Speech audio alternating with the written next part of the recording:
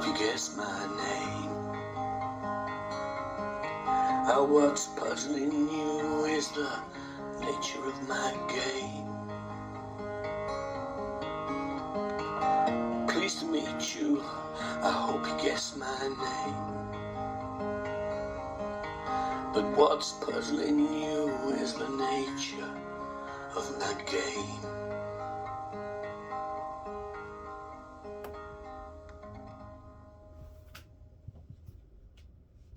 Hello, welcome to the Black and Blue Collar Reader. My name is Dan. Today I'm going to be reviewing Blood Meridian by Cormac McCarthy. And if you don't know who Cormac McCarthy is, well, let me tell you, he's one of America's most celebrated and prolific authors. His other works include All the Pretty Horses, No Country for Old Men, which was an amazing movie with one of the best bad guys I have ever seen in a movie. He also has The Road as well as The Passenger. All have been highly acclaimed books and won several awards. But Blood Meridian is considered Cormac McCarthy's masterpiece, his magnum opus. And I had to look that up, okay? So before I get into this review, listen, I don't have a PhD in English literature. I've never taken a creative writing course in my life. I got a PhD in sarcasm and shit talk, and this is just going to be my thoughts, my feelings, and what I got out of this book. So why don't we get into this, right? What is this book about? I think that's a question for the ages, man. It is tough to really place your finger on what this book is about. But essentially, this book is an historical fiction book. It takes place in 1830s America. I believe the Spanish-American War is going on, and America's taking over land that's not theirs. This is what America looks like at that time. And if you can see, we still have California, New Mexico, Arizona, Texas. We still have all that land to steal from people. So that is what's going on. I'd like to give you a little context as to this decade as well. That really puts this book into light a little bit, and the violent nature and the themes of conquest that are found in this book. So, in real life, in 1830, Andrew Jackson, our president, signed the Indian Removal Act, and that was essentially like an ethnic cleansing of Native Americans on not our soil, on their own land. And I don't think this time, this history in America has been well documented. It is a scar on American history. So, like I said, the Indian Removal Act was signed, and I think this is the Trail of Tears. Whole tribes of Native Americans were wiped out. Their traditions, their language, their culture, poof, never to be seen again as a result of this act and the Trail of Tears. And it's just crazy to me how this is something that is kind of not spoken about, in my opinion, because in 1830, it is not, pushed out into social media. There aren't so many movies made about this time in history. And in 1930, 100 years ago, something occurred in Germany that is well documented. Many movies have been made about it. Many papers have been written on it. And it is, for me at least, being a Jewish American, it has been, thrown into every educational circle that I have ever been in. It is, at least for me, the staple event that I think of when we talk about if we forget our history, we're doomed to repeat it. But in 1830, what America did was, in my opinion, not so well documented. Another thing about this book and another event that occurred within this decade that I feel, holds a lot of context and gives us, has a big significance and actually gives this book a lot of context. In the 1830s, guns have evolved from the flintlock one shooters to the six shooters that we see to this day. Also in this decade, guns have become mass produced to the public. So I just wanted to provide those little, tidbits of history that I actually looked up because I read this book. I guess, that's what a good book is supposed to do to you. So why don't we get into the story within the story of Blood Meridian? So this story essentially follows a boy who was born, I believe, in Kentucky or Tennessee.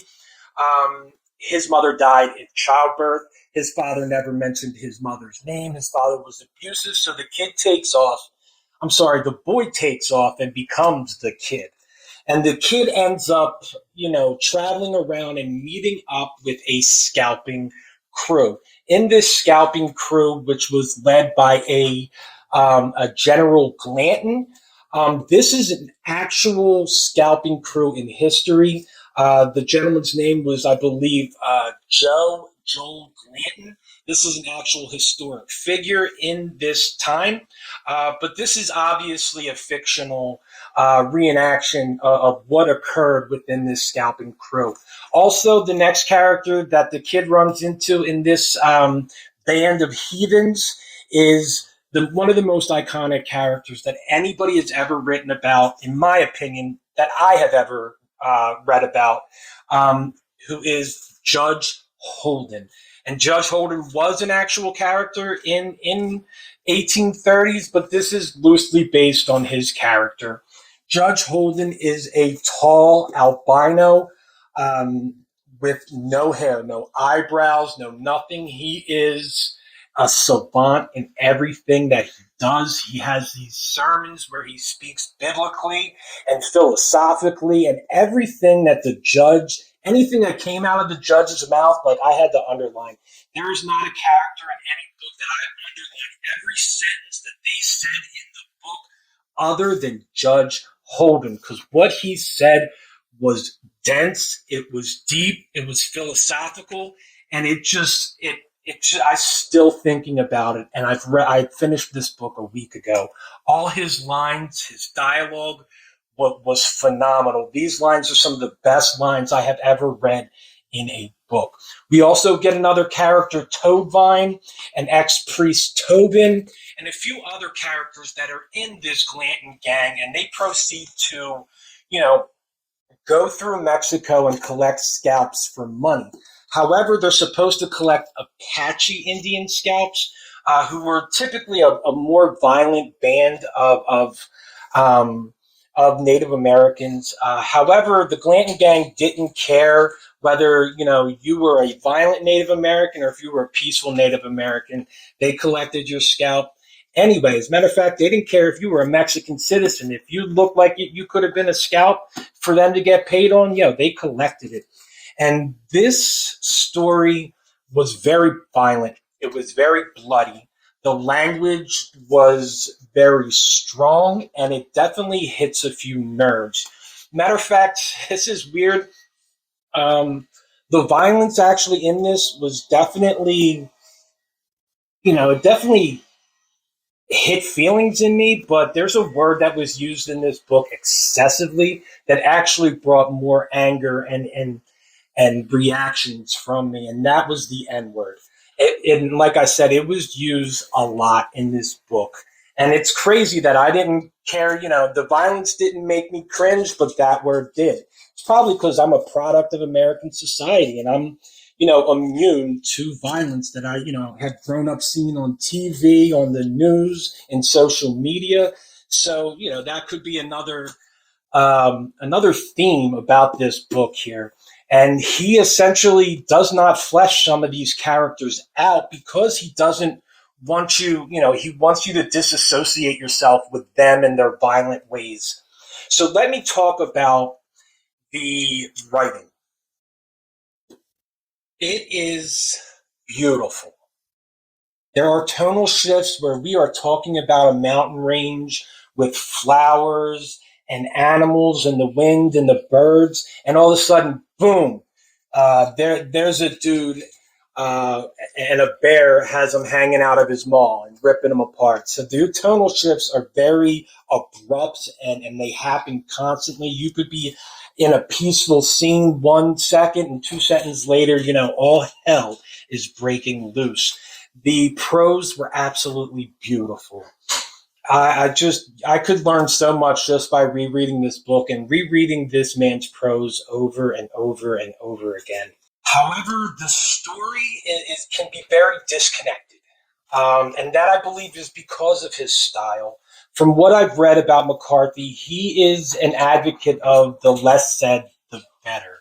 And he leaves it up to the reader. He also leaves it up to you to find your own cadence while reading this book, because there are no punctuations, there are no commas. It is just left up to you to pause and breathe when you think you need to breathe when you're reading a whole sentence. I mean, there could be a paragraph this big and there would be one period in that paragraph. So that could cause people to get a little frustrated with his writing. However, it was just gorgeous. The man, is obviously he's very intelligent. His vocabulary is on another level. And of course, there were words that I had to stop and look up, but it was beautiful and it was gory.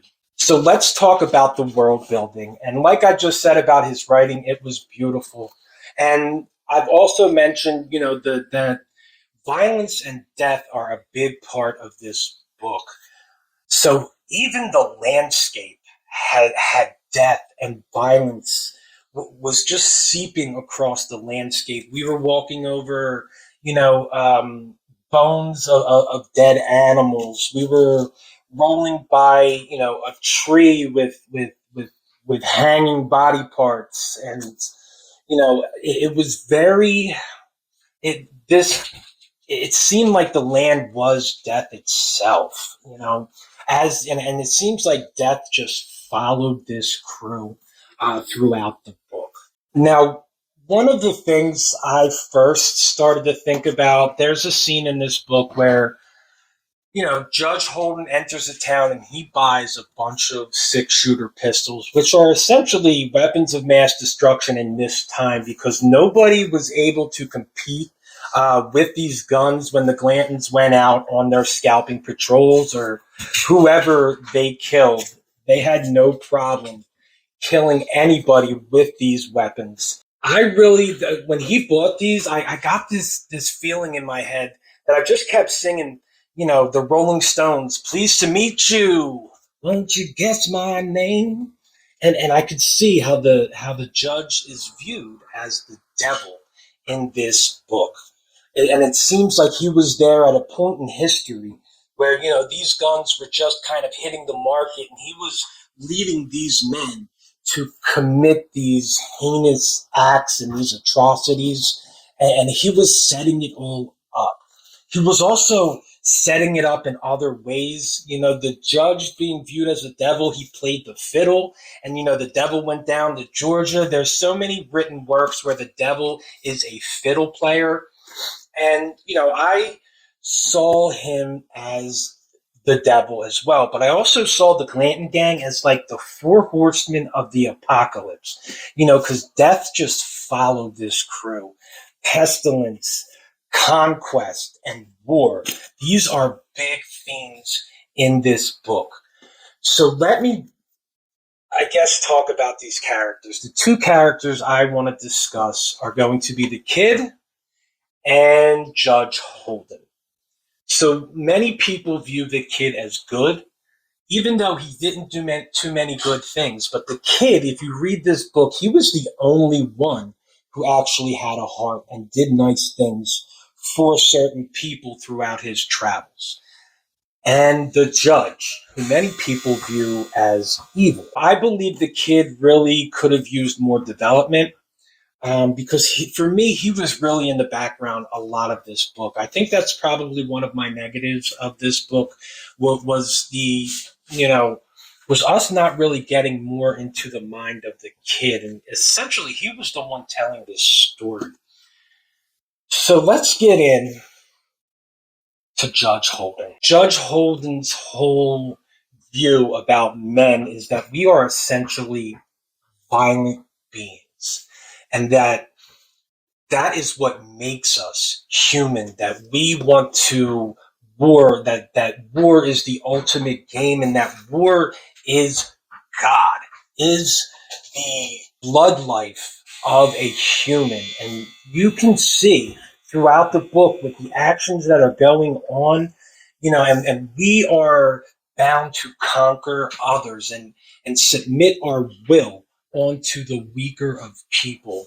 And this is what is occurring in this time. The judge talks about not only conquering other people, but conquering nature. And we do see throughout this book the slaughter of buffalo, the rape and pillage of lands and people. And this was the essential theme. Like, are we inherently violent? Is violence in our genetic code? And, the boy disagreed with that, and the judge did not. So it just makes you think, this book. This book definitely will be on my brain constantly. I'm going to think about, these themes over and over, and I'm going to be rereading the judge's sermons in my head. It was such an amazing book. Now, was this book entertaining? No, it was not entertaining. This book is meant to be discussed. It is meant to ignite conversation amongst us. Why do I believe that? Because are we essentially violent?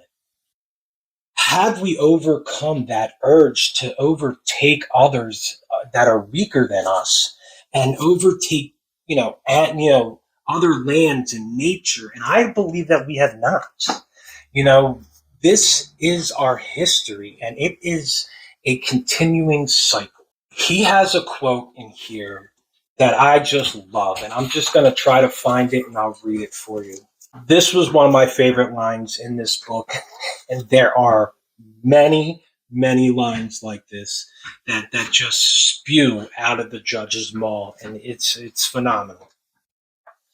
It makes no difference what men think of war, said the judge. War endures. As well ask men what they think of stone.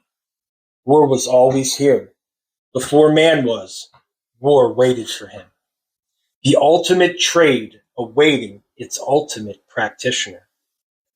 That is the way it was and will be. That way and not some other way. So there are many, many quotes like this. And I believe, unfortunately, that we are still in a time that this is true. And why do I believe that? Because throughout history, this continues. Men continue to war with each other for land, for dominance, and just for pride alone sometimes. And why do I say that? Because, if we look at history, look at what has occurred, right? And today, this has not stopped. We continue to war with each other. We continue to dominate the weak so that the strong can survive. And it's an ever going cycle. So why do I believe that this book does not have a beginning and it does not have an end? What do I mean by that? Is that this book started the day a billion years ago when that first fish flopped out of the water and landed on the earth and started to breathe air. It didn't start that day. It started when that next fish flopped out of the water, started breathing air, and they turned and faced each other. That's when this book started. And this book does not have an end, like I said, because we are still doing the same thing. In the epilogue of this book, you read about circles, right? And when I say beginning and end, when you read that epilogue, he talked about this machine that is making these circles, right? And this circle could not live or be dug if it wasn't for the circle that was made behind it. And then so forth and so on. Each circle depending on each other circle, all the way to the horizon, to where we can't see. So I believe that this was about violence, about it being ingrained into human nature, and that we are essentially violent, that it is ingrained in the fabric of our characteristics, and it has not stopped, and it will continue to evolve throughout history. Now, should I play the devil's advocate? Has war been a positive in things? With all that has going on today, technology advancing, people having schooling, whatever, is war and conflict, has it been a part of what we have become, good or bad? So that's just kind of playing the devil's advocate there. This is a very amazing book to get into. I'm sure that, my thoughts and feelings could be viewed differently. I would love to hear what anybody has to say about these books. This is a book that I'm going to reread. I'm going to go get the road right after this video. I'm going to reread No Country for Old Men because this author has hooked me with this book. It was just phenomenal. Like I said, this is not for entertainment purposes. This book is to be discussed amongst each other and generate, conversation as to, who are we as human beings and what is our nature. So I hope you guys got something out of this video. I probably rambled on too long. I probably forgot a whole bunch of stuff, but this was beautifully written. Go read this book. Keep an open mind. Like I said, if you're a little squeamish, this is not for you. And, if you are a beginner reader, this is definitely not for you. Even though I'm a beginner reader, I had to just jump in and see what this had to offer. I picked this book up because one of my favorite authors, R. Scott Baker, has a quote from Blood Meridian in the beginning of his first book, The Darkness That Comes Before. I've heard that Cormac McCarthy has had a lot of influence on other famous authors, so I wanted to jump into Cormac McCarthy and see what he had to offer, and now I get it. I get it. Go get this book. It was an excellent read. And I'm going to end it here. And like I always tell you guys, which is probably a good thing for me to tell you after a book like this, hey, let's keep growing to be better people. And let's keep growing to be better readers. And I'll see you guys on that flip side. Peace.